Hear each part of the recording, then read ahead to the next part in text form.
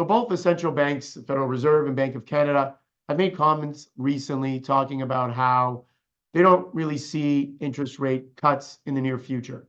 I think it was wishful thinking, to be honest, that investors thought the first cut could come as early as March, with the economies of both countries really showing tremendous resilience with respect to growth. Obviously, the US growing much quicker than we are here in our country.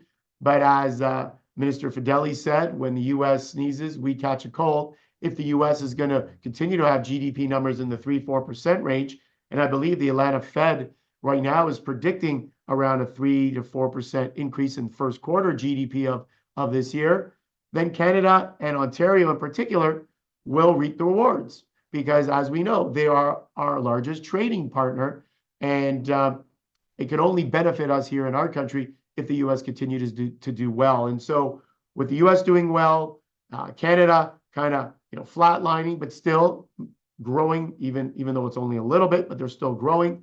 We have not gone into that mild recession that many people were anticipating here in our country and in the US. And frankly, with strong numbers in retail sales, GDP, I don't think you're going to see the Bank of Canada nor the Federal Reserve cut rates, at least until the second half of this year. And I've said this multiple times. I think the first rate cut happens perhaps mid-year. And so again, a few charts to show everybody. First chart, Bank of Canada policy interest rates. You can see here that they've kept at 5% for quite some time. And you can see on the far right-hand side of the chart, we can show the chart, that there have been no interest rate increases. There you go. Over the last, I guess, call it 4 meetings. And that is obviously very important for mortgage goers and people that invest in the markets. The next chart we have here, the U.S. Federal Reserve policy rate. Again, you can see how it is flattened out at 5%, 5.25 in that range. Once again, you look at the inflation rate as being, 3.4, 3.9 on the core.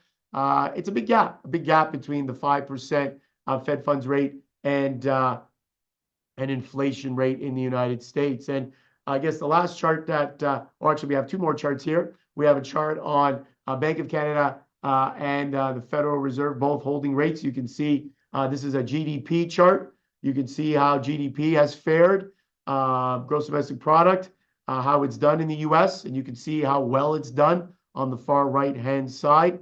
And last but not least, we have a chart on job creation, jobs growth in the US. This is a December number, 216,000 was created, but I can also tell you for the month of January, the US grew 353,000 jobs. And so with strong data like that, with consumer sentiment from consumers being much better, we're seeing data showing much more positive, a positive consumer. Oil prices cooperating. We're seeing oil still in the low 70s. And so we're seeing a lot of different things giving us positive signals on the economy. And with that, I think that Federal Reserve and Bank of Canada, they're just not in a hurry to be cutting interest rates. So if I were an investor today, which I am, and obviously invest for many people, I think you can count on interest rates staying at these elevated levels, at least for the foreseeable future.